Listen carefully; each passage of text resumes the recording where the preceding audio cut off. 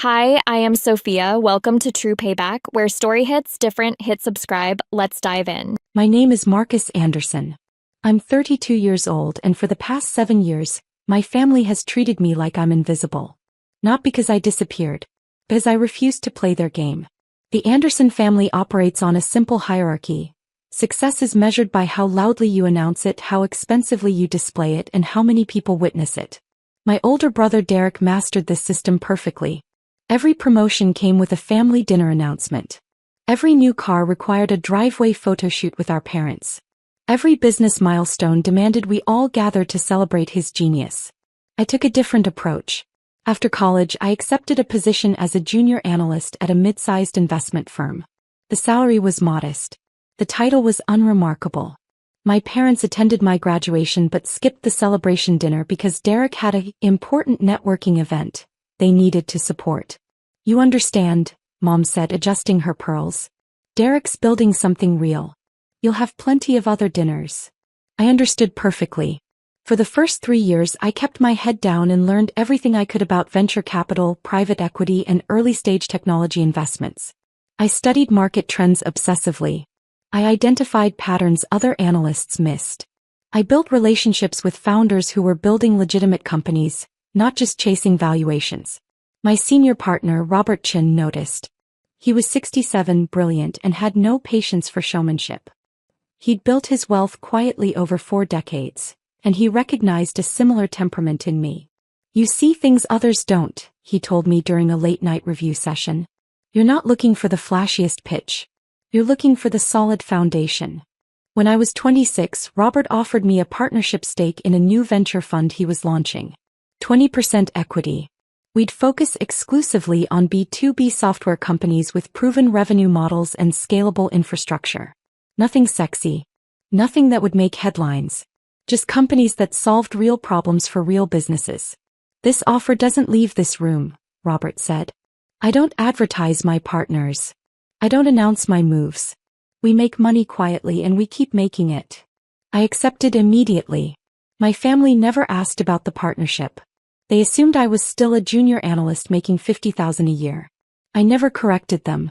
When Derek launched his first startup at 28, a social media app for revolutionary professional networking, my parents invested $40,000 and hosted a launch party for 200 people. "This is what real entrepreneurship looks like," Dad announced to the crowd, his arm around Derek's shoulders.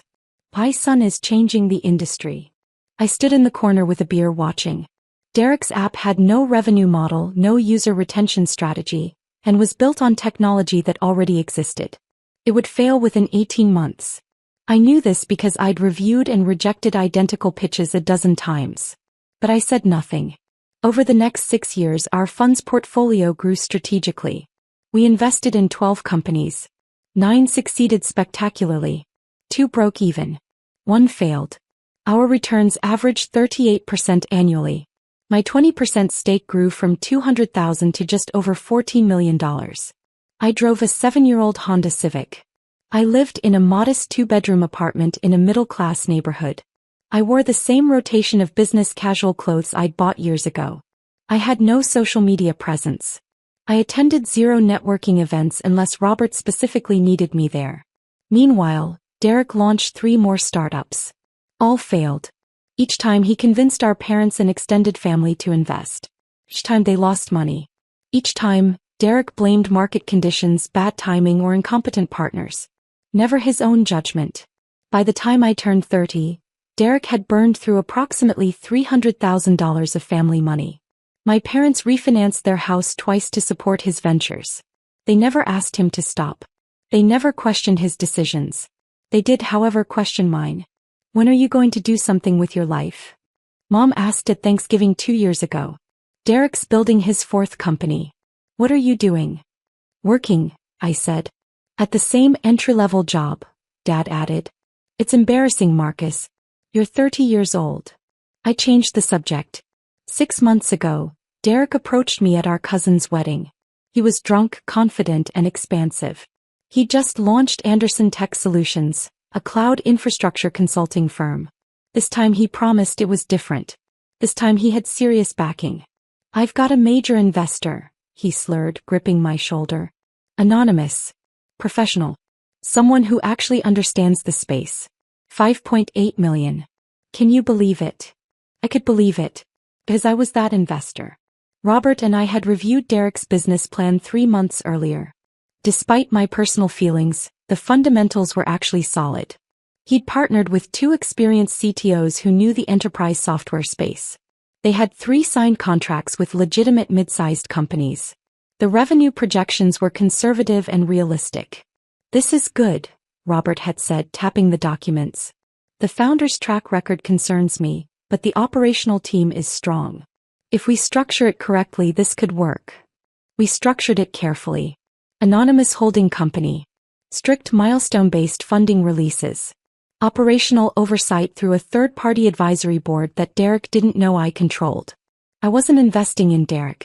I was investing in his team and his business model, with safeguards to protect against his worst instincts. Derek never knew his anonymous investor was his loser little brother. The business actually started succeeding. 6 months in, Anderson Tech Solutions had 8 clients, 18 employees, and was approaching 7 figures in annual revenue. Derek's partners were doing the real work, but Derek handled the sales and client relationships, something he was actually decent at when he had a legitimate product to sell. Our family celebrated extensively. Multiple dinners. Social media posts. Dad even bought Derek a new Tesla as a congratulations on finally making it gift. Nobody asked how I was doing. Then came the Christmas party planning. Mom called me 3 weeks before Christmas. Derek's hosting this year. He's inviting some important investors and business partners. It's going to be very professional. Hey, I said. Marcus. She paused. Derek specifically asked that you not attend. I said nothing. It's not personal, she continued quickly. It's just that his investors will be there and he's trying to project a certain image. Having his brother show up in your situation, it might raise questions about his judgment. High situation, I repeated. You know what I mean. You're still in that entry-level position. You drive that old car. Derek's worried it will reflect poorly on the family, on his company. You understand. I understood perfectly. Sure, I said. I understand. Thank you for being mature about this, Mom said, relief flooding her voice. We'll do something small with you after the holidays. They didn't. Christmas arrived. I spent it alone in my apartment working on a portfolio analysis and watching old movies. My phone showed Instagram stories from the party. Derek's house was decorated elaborately. I counted approximately 80 guests. Dad gave a speech about Derek's incredible journey and his unstoppable drive. Nobody mentioned me. The next day Derek called. He was still riding high from the party's success. Hey little brother, he said, his voice dripping with condescension. Sorry you couldn't make it yesterday. Probably for the best though. These were serious business people. You wouldn't have had much to contribute to the conversations. Probably not, I agreed. You know, Marcus, it's not too late for you. I could maybe find you a position at Anderson Tech entry-level admin work. Answer phones, file documents. It wouldn't pay much, but at least you'd be part of something real. I'll think about it, I said. Don't think too long. These opportunities don't last forever. He hung up. I sat in my apartment looking at my phone. Then I opened my laptop and reviewed Anderson Tech Solutions' financial statements. The company was performing exactly as projected. Milestone metrics were being hit. The operational team was executing flawlessly. Derek's contribution was primarily public relations and client schmoozing, which his partners handled strategically to minimize his potential damage. It was time to make a decision. 2 weeks into January, Derek sent a family-wide text. Big announcement at Sunday dinner. Everyone must attend. I almost didn't go. But curiosity won. Sunday dinner was at our parents' house. Derek arrived last, making an entrance. He was wearing an expensive suit I recognized from his Instagram. Everyone gathered in the living room. I have incredible news, Derek began, pacing like a TED Talk speaker. Anderson Tech Solutions is expanding. We're opening offices in 3 new cities. We're hiring 25 new people. This is the moment where everything changes. Everyone applauded. Mom wiped her eyes. Dad beamed. There's more, Derek continued. I've decided to hire a private investigation firm to conduct comprehensive background checks on all family members who might be publicly associated with the company. The room went silent. It's standard practice for growing companies, Derek explained. Investors want to know that the founder's family won't create PR problems. So I'm having everyone checked out. Financial history, employment verification, criminal records, the whole thing. His eyes landed on me. This especially applies to you, Marcus. I know you've been telling people you work in investment. I need to verify what you actually do because if you're exaggerating or lying, it could hurt my company's reputation. I never said I work in investment, I said quietly. You've implied it. You've been vague. That's the same as lying. The investigators will expose your fake life at Christmas. Christmas. 3 months away. Derek, is this really necessary? Mom asked hesitantly.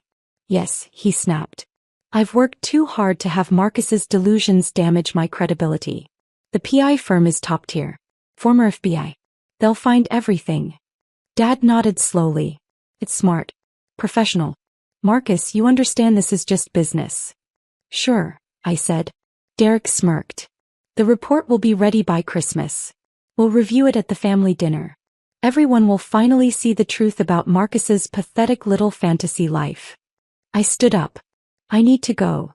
Running away? Derek laughed. You can't hide from a professional investigation. I'm not hiding, I said. I walked to my car, got in and drove home. That evening I sat in my apartment and thought carefully. This wasn't about embarrassment or family drama. This was about Derek using his temporary success to publicly humiliate me, to cement his position as the family's golden child by destroying whatever dignity I had left. I opened my laptop and drafted an email to Robert. We need to discuss the Anderson Tech investment. Can we meet tomorrow? His response came within minutes. My office. 8 a.m. The next morning I laid out the situation for Robert.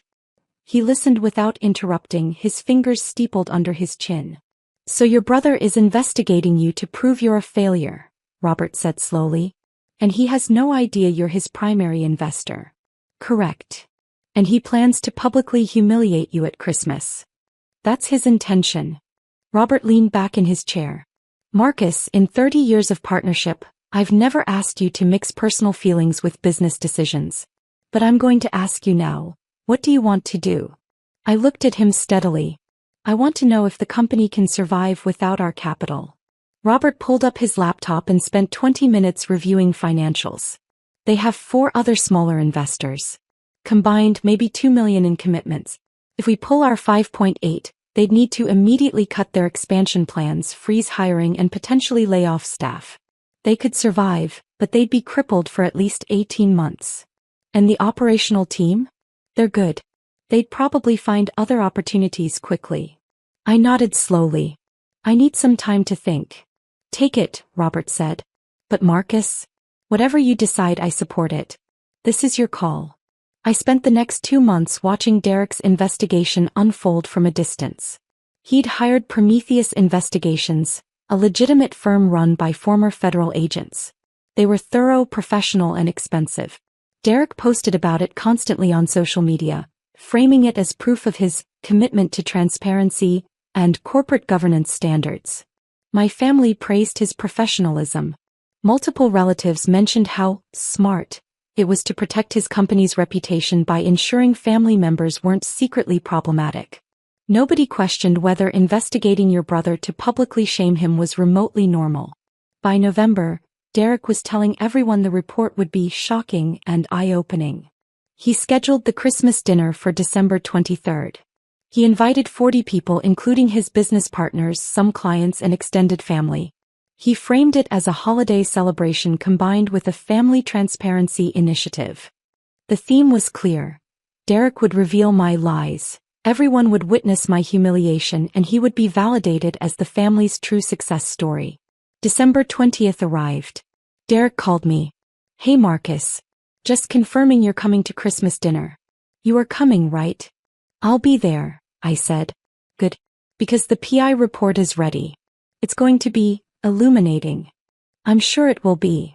You sound calm, he said, suspicion creeping into his voice. You're not worried about what they found? Should I be? He laughed. Yeah, Marcus. You really should be. See you Sunday. December 23rd. I drove to Derek's house in my Honda Civic. The driveway was packed with expensive cars. I parked on the street and walked in. The house was decorated elaborately. A bartender worked a mobile bar. Catered food covered multiple tables. Approximately 60 people mingled in the living room and kitchen. Derek had expanded the guest list. I found a quiet corner and waited. Derek spotted me and waved, his smile predatory. He was holding court with a group of his business partners and clients, telling stories about his incredible journey building the company. Dinner was called. Everyone gathered in the large dining area. Derek stood at the head of the table. Thank you all for coming, he began. This is a special night. Not just because it's Christmas, but because I'm committed to complete transparency about Anderson Tech Solutions and everyone associated with it. He pulled out a thick folder. 3 months ago, I hired Prometheus Investigations to conduct comprehensive background checks on all family members. This is standard practice for serious entrepreneurs. You need to know if anyone in your circle could damage your reputation. People nodded approvingly. Several of his business partners looked impressed. Tonight, I'm going to share the report on my brother Marcus. Because for years he's been vague about his life, his work, his situation. And I need everyone to know the truth. He opened the folder. The room went completely silent. Derek began reading. Marcus Anderson, age 32. Employment history. Hired as junior analyst at Chin Ventures Capital in 2018. Current position. He paused. His face changed. He read silently for a moment. Current position. Managing partner, Chin Ventures Capital. Partnership stake, 20% equity. Estimated personal portfolio value, $14.3 million. The room stayed silent, but the quality of the silence changed. Derek kept reading, his voice getting quieter. Primary investments include 12 B2B software companies, with average annual returns of 38%. Notable holdings include. He listed companies. 2 of them were direct competitors to businesses owned by people in the room. Dad stood up. That can't be right. Marcus works an entry-level job. Derek flipped pages frantically. It gets worse. Or better. I don't. Marcus is listed as a primary investor in multiple companies through anonymous holding structures. Including. He stopped. His face went pale. Including what? Mom asked. Derek looked at me. Actually looked at me. For the first time in 7 years he was seeing me. Including Anderson Tech Solutions, he said slowly. Anonymous investor A. $5.8 million. Controlling interest. That's Marcus. The room exploded with noise. People talking over each other. Derek's business partners looking at me with new recognition.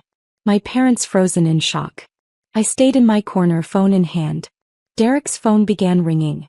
He looked at it, then looked at me, confusion and fear mixing on his face. Answer it, I said quietly. He answered. Hello. Yes, this is Derek Anderson. What? No, there must be. When? All of it. But the contracts. I understand. He lowered the phone. His hand was shaking. That was the bank, he said. Investor A has withdrawn all funding from Anderson Tech Solutions. Effective immediately. $5.8 million. Gone. Marcus, Mom gasped. You can't, you wouldn't. I stood up. Every eye in the room turned to me. Derek, I said calmly. You spent 3 months and $15,000 investigating me to prove I was pathetic. To publicly humiliate me at Christmas. To show everyone that you're the successful brother and I'm the failure. I didn't know, he stammered. If I had known. That's the point, I interrupted. You didn't know.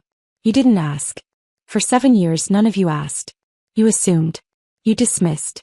You uninvited me from events because my situation might embarrass you.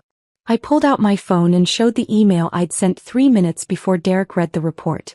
I emailed my wealth manager from this room. Pull all funding from Anderson Tech Solutions. Every dollar. Every commitment. Every future investment round. Derek's business partners were standing now. One of them, the senior CTO, spoke. Derek, without that funding we can't make payroll next month. We can't cover the expansion leases. We can't. I know, Derek said, his voice barely a whisper. I looked at my parents. You refinanced your house twice to fund Derek's failures.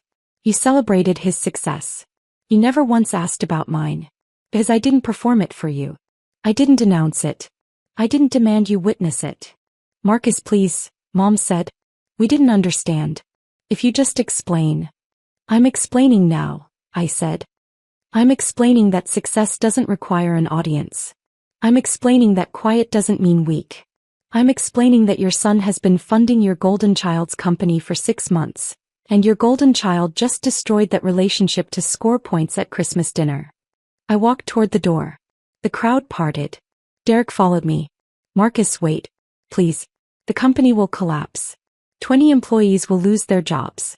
The contracts will be breached. I'll lose everything. I turned back. You hired investigators to prove I'm nobody. You got your answer. I'm the nobody who was keeping your company alive. I'll fix this, he said desperately. I'll apologize publicly. I'll tell everyone the truth. Just don't pull the funding. The funding's already pulled, I said. That email was sent before you read the report. This isn't a negotiation. This is a consequence. His business partners were gathering their things. 2 of them walked past Derek without speaking to him. One stopped next to me.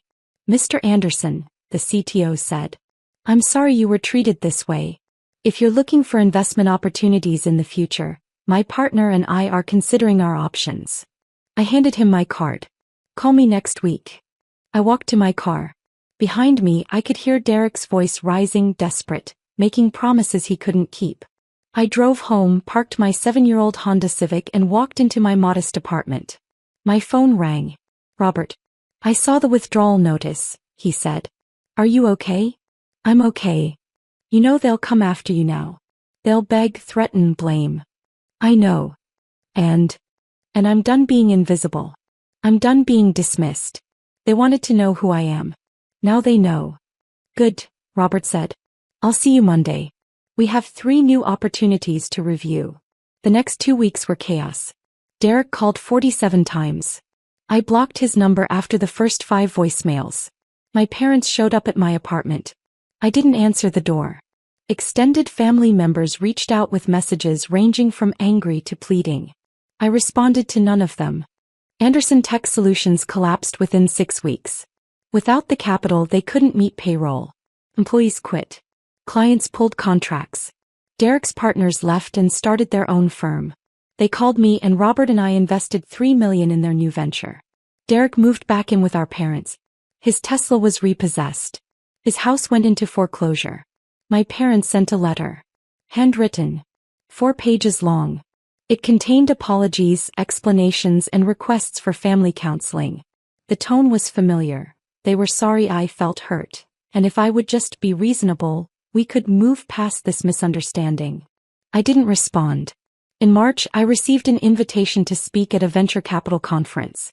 The topic, Strategic Stealth, Building Wealth Without Performance. I accepted. In April, Forbes published a profile on quiet wealth managers. I was featured. The article mentioned my background, my approach, and my philosophy on success without showmanship. Derek saw it. He showed up at my office. Security called me. Mr. Anderson, your brother is in the lobby. He's requesting a meeting. Tell him I'm unavailable, I said. He says it's urgent. He says he'll wait. Tell him to leave or you'll call the police. He left.